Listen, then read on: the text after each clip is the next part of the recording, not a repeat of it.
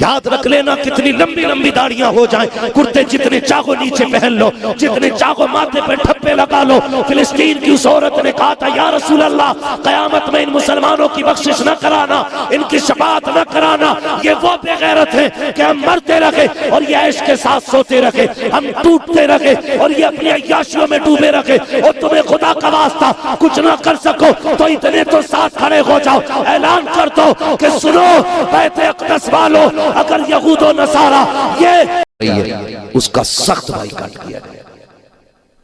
ہو سکتا کوئی عقل مند یہاں بیٹھا ہو کیا کہے کیا فرق پڑے گا تھا، ایک دو آدمی نہ پیے گا تو ہمیں فرق سے مطلب نہیں ہے، ہمیں مطلب اس سے ہے ہم ان کتوں کی کوئی بھی چیز نہیں لیں گے جن کے ہاتھ بیت اقدس کے محافظوں کے خون میں بھیگے ہوئے ہیں۔ ہمیں مطلب اس بات سے، مطلب اس بات سے، وہ ایک بچی کو دیکھ رہا تھا، میں سوچتا ہوں کہیں ایسا نہ ہو، ایک صاحب نے مجھے بتایا، معاف کیجئے گا اگر کسی کو کڑ بھی لگ جائے بات، عمرے پہ ایک صاحب گئے، وہ لوٹ کے آئے، میں نے ان سے کہا کوئی بات بتاؤ، انہوں نے باتیں بتائی، انہوں نے کہا بڑا اچھا لگتا ہوگا، ساری باتیں اچھی ہوتی، کہا ایک بات میں بڑی کمی لگی، میں نے کہا کیا؟ انہوں نے کہا کھانا بہت پھینکا جاتا ہے۔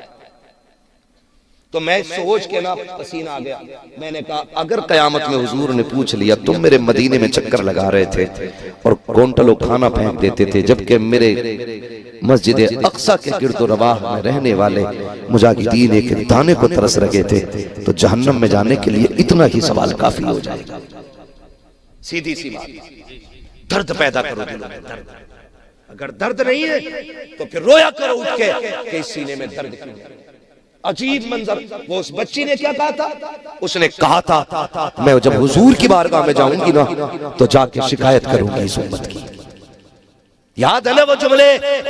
یاد رکھ لینا کتنی لمبی لمبی داڑیاں ہو جائیں، کرتے جتنے چاہو نیچے پہن لو، جتنے چاہو ماتھے پہ ٹھپے لگا لو۔ فلسطین کی اس عورت نے کہا تھا یا رسول اللہ قیامت میں ان مسلمانوں کی بخشش نہ کرانا، ان کی شفاعت نہ کرانا، یہ وہ بے غیرت ہیں کہ ہم مرتے رکھے اور یہ عیش کے ساتھ سوتے رکھے، ہم ٹوٹتے رکھے اور یہ اپنی عیاشیوں میں ڈوبے رکھے، اور تمہیں خدا کا واسطہ کچھ نہ کر سکو تو اتنے تو ساتھ کھڑے ہو جاؤ، اعلان کر دو کہ سنو بیت اقدس والو، اگر یہود و نصارہ یہ آتے ہی نہیں ہے۔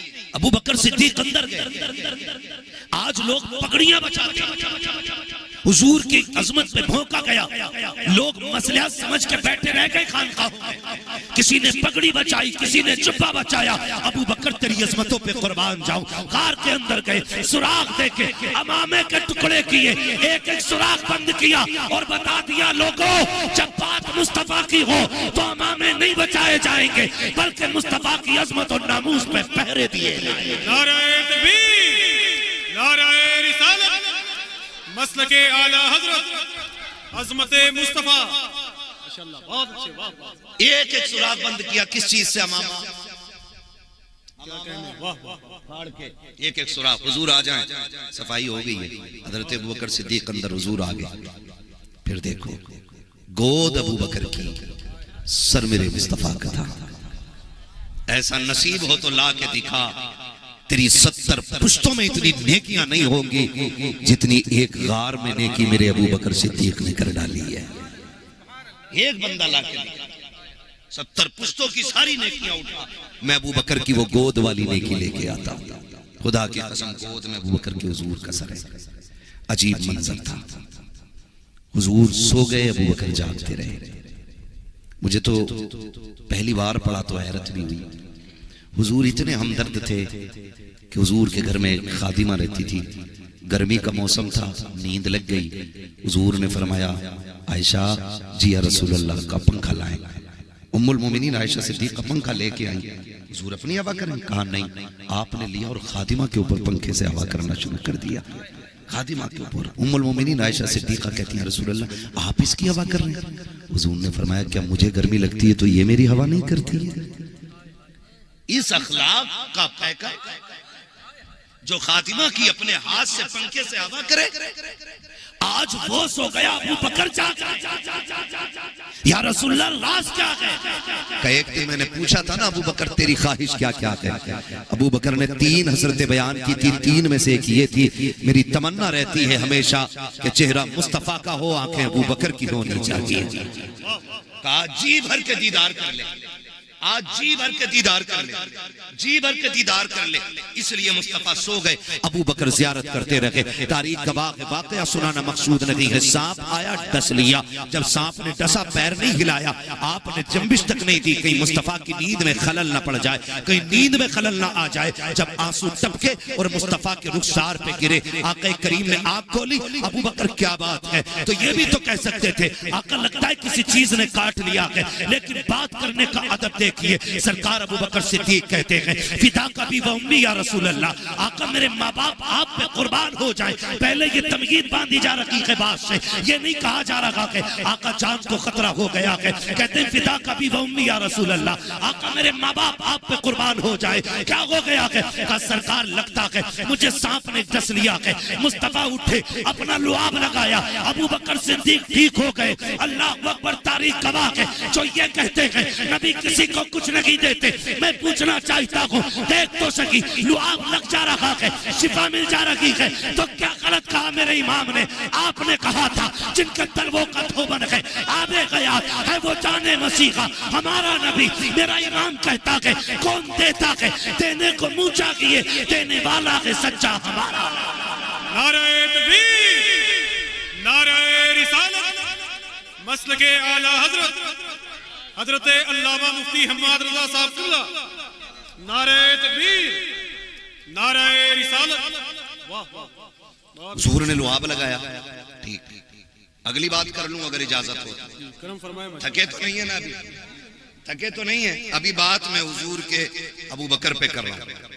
رہنے والے اسرائیل کے کتے اگر تمہارے دشمن ہیں تو پھر ہمارے بھی دشمن. اتنا تو حق تمہارا بھی بنتا ہے.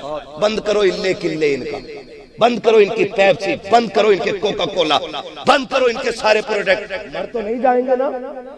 بولو، مر تو نہیں جائیں گے؟ نہیں پیئیں گے تو پھر بینڈ ہونا چاہیے. میں اگر کہوں، مجھ سے اگر کوئی پوچھے تو میں اجمالی طور پہ یہ کہوں گا کہ جس طرح سور کا خون حرام ہے نا، اسی طرح اس وقت میں یہ اسرائیل کے جتنے بھی کھانے پینے کی چیزیں ہیں یہ مسلمانوں پہ ساری حرام ہیں. اس سے بالکل بچا جائے، اس سے بالکل بچا جائے. بھائی کاٹ کرے مر جانا، کوکا کولا مت پینا، پیپسی مت پینا، ٹھوکر مار ٹھوکر مار دو. کیا پہلے کے لوگ زندہ نہیں تھے؟ آج کے KFC میں جا رہے ہیں نا، وہاں جا کر کے پیزے برگر کھا رہے، لات مار دو. حضور ہم چٹنی سے کھا لیں گے لیکن آپ کے چاہنے والوں سے غداری نہیں کریں گے. یہ آپ سب کی ذمہ داری بنتی ہے، میری ذمہ داری بھی بنتی ہے. بالکل ہم قطعی طور پہ ان کے لیے کسی بھی قیمت پہ کھڑے نہیں ہوں گے. وعدہ کرتے ہیں انشاءاللہ، وعدہ کرتے ہیں انشاءاللہ. ہاں بالکل بچ جائیے ورنہ قیامت میں پھنس جائیں گے. وہ کہا تھا نا ایک ماں نے اپنے بچے کو گود میں لے کے کہا تھا جہاں حضور کے پاس جانا نا تو امت کی شکایت کرنا جا کے، کہا کوئی ہماری مدد کے لیے نہیں آیا تھا. ایسے ایسے جملے ہیں ان لوگوں کے کہ قیامت کے دن ڈر لگتا ہے کہ ہم لوگ پتہ نہیں کیسے بچ پائیں گے. اس لیے ہم ان کے لیے دعا کریں، ان بچوں کے لیے دعا کریں جو بھوکے ہیں پیاسے ہیں. اللہ ان کی غیب سے مدد فرمائے، اللہ ان کے لیے رزق کا انتظام کرے، اللہ ان کی جان کی حفاظت عطا فرما دے. ٹھیک ہے نا جی، وقت کافی ہو گیا ہے. بس آخر میں فرمائش تھی حضور کا شجرہ پڑھ دیا جائے اور بات ختم کر لی جائے. پڑھ دوں میں اگر نہ تھکے ہوں تو؟ پڑھ دوں میں؟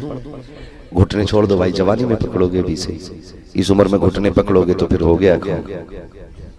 نہیں جوانی میں 12ویں پہ جھنڈا لگا کے ایسے ہلا رہا کہہ رہا گاڑیں گے بھائی گاڑیں گے، اور جھنڈے سے زیادہ خود ہل گیا.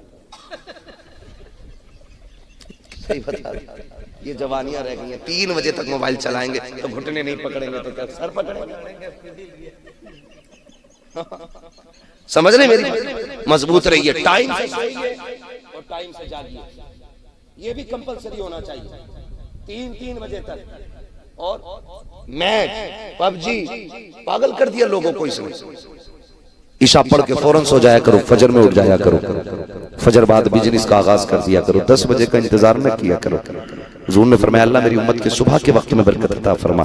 اس کا مطلب یہ تھا کہ جو صبح اٹھے گا اللہ اس کو برکت عطا فرما دے گا. اٹھیں گے انشاءاللہ سویرا ہے نا، جلدی سوئیں گے. ان کے اباؤں کے نام لکھ لیں اور پوچھ رہا لڑکا کتنے بجے سو رہا ہے، تو لڑکا خود کہے گا ابا تو خود 3:30 بجے سوئے تھے ہمارے. یہ کنڈیشن ہے ہماری قوم کی. تو ٹائم سے سوئیں گے, ٹائم سے اٹھیں گے انشاءاللہ. اور جلسوں کو اتنا مختصر کر لو, اتنا مختصر کر لو کہ صبح اٹھ کے مزدور مزدوری پہ چلا جائے, بزنس مین بزنس کے لیے چلا جائے, تاکہ ہم اپنے بچوں کو حلال روزی کھلاتے رہیں. یہ 3 بجے تک 4 بجے تک کے جلسوں سے کوئی نتیجہ نہیں ہونے والا. انہیں مختصر کیجئے, کم وقت میں جلسے کیجئے, تاکہ صحیح وقت پہ بندہ اٹھ کے فجر کی نماز بھی پڑھ سکے. کریں گے انشاءاللہ ایسا ہی. یہ کمیٹی والے ہمارے بھائی بیٹھے ہیں نا ابھی, شان بھائی کدھر ہیں؟ اچھا عامر بھائی کروٹ میں, کیا نام ہے, معراج بھائی, یہ کروٹ والے ہیں نا, اللہ سلامت رکھے. یہ آپ کی ذمہ داری, آئندہ جلسہ بہت لمبا نہیں ہونا چاہیے. اتنا مختصر کے فجر میں بندہ سو کے اٹھ جائے, اور یا پھر اتنا لمبا کہ فجر یہاں پڑھ کے جائے. کون سے والے پہ عمل کرو گے؟ پڑھ کے جاؤ گے؟ بہت اچھے لوگ ہیں ماشاءاللہ. مولویوں کو بھی کہیں کرنا چاہتا ہے, ٹھیک ہے نا. تو یا تو اتنی لمبی محفل ہو کہ فجر پڑھ کے اٹھو, اور یا پھر اتنی مختصر ہو کہ آپ اٹھ کے فجر پڑھ لیں, آپ اٹھ کے فجر پڑھ لیں, تاکہ ہماری زندگی میں جو روز مرہ کے مشاغل ہیں وہ ہمارے مکمل وقت سے ہوتے رہیں. ٹھیک ہے نا. اب میں اللہ تو نے گھٹنے پکڑ لیے, میرا ان چیزوں سے بڑا سر میں درد ہوتا ہے یار. بولو چلو سبحان اللہ. مجھے بھی پتا وقت بہت زیادہ ہو گیا ہے, مجھے 2 بجے تک کا وقت بتایا گیا تھا, لیکن اب کیا کریں, تھوڑی سی ترتیب ایسی تھی کہ وقت آؤٹ ہو گیا اور نہیں وقت پہ ہو پائی بات. ٹھیک ہے نا. ملک سخن کی شاہی تم کو رضا مسلم, جس سمت آ گئے ہو سکے بٹھا دیے ہیں. تو شکر رب کا, اس نے ہمیں امام عشق و محبت عطا فرمائے ہیں, اور انہی نے ہمیں یہ نظریہ پیش کیا کہ اہل سنت کا ہے بیڑا پار اصحاب حضور, نجم ہے اور ناؤ ہے عطرت رسول اللہ کی. سنی اہل سنت وہ لوگ ہیں, اعلیٰ حضرت والے وہ لوگ ہیں جو ایک ہاتھ میں حضور کے صحابہ کا دامن تھامے ہوئے ہیں, دوسرے ہاتھ میں مصطفیٰ کے اہل بیت کا دامن تھامے ہوئے ہیں. یہ ہمارا اپنا مقدر ہے. اللہ نے ہمیں وہ خوش نصیب بنایا ہے کہ ہمارے دامن میں نہ کسی صحابی کی گستاخی کا داغ ہے, نہ اہل بیت کی گستاخی کا داغ ہے, نہ کسی ولی کی گستاخی کا داغ ہے. ہم وہ لوگ ہیں جو ہر ولی کو مانتے ہیں, ساتھ مولا علی کو مانا کرتے ہیں, اور صرف مولا علی کو نہیں, مصطفیٰ کے 4 یاروں کو مانا کرتے ہیں, حضور کے ہر صحابی کو مانا کرتے ہیں. اور ہم ہمیشہ کہتے ہیں ہر صحابی نبی جنتی جنتی. وہی بولے جس کا یہ عقیدہ ہو, ہر صحابی نبی. پیچھے والے لوگ اگر کچڑے بیٹھے ہیں تو مجھے کوئی اعتراض نہیں ہے, اور میں کبھی یہ نہیں کہتا ہوں فلاں کو اٹھا کے بگا دو, فلاں کو بیٹھا لو. میں تو کہتا ہوں جس کی مرضی چاہے بیٹھے آ کر کے. یہاں چھپا کے بات نہیں ہوتی, یہاں چھاپ کے بات ہوتی ہے. اور اللہ کا شکر ہے ہم اس پکے اور سچے عقیدے والے لوگ ہیں کہ جو آنکھیں کھول کے انصاف کا چشمہ لگا کے ہماری بات سن لینا, تو محفل ختم ہوتے ہوتے اسے کہنا پڑتا ہے میں مجرم ہوں آقا مجھے ساتھ لے لو, کہ رستے میں ہیں جا بجا تھانے والے. تو ہم مسلک اعلیٰ حضرت والے لوگ ہیں, اور ہمارے ایک ہاتھ میں صحابہ کا دامن ہے, ہمارے ایک ہاتھ میں اہل بیت کا دامن ہے. وہ بڑی پیاری بات کسی نے کہی تھی, مجھے شاعر کا تو نہیں پتا, لیکن آفاق بھائی شعر اچھے لگے تھے. کہا تھا مدینہ کاش اپنا بھی وطن ہوتا تو اچھا تھا, مدینہ کاش اپنا بھی وطن ہوتا تو اچھا تھا, وہی گلزار اپنا بھی چمن ہوتا تو اچھا تھا. نکل جاتا ہمارا دم نبی کا نام لے لے کر, مدینے میں میرا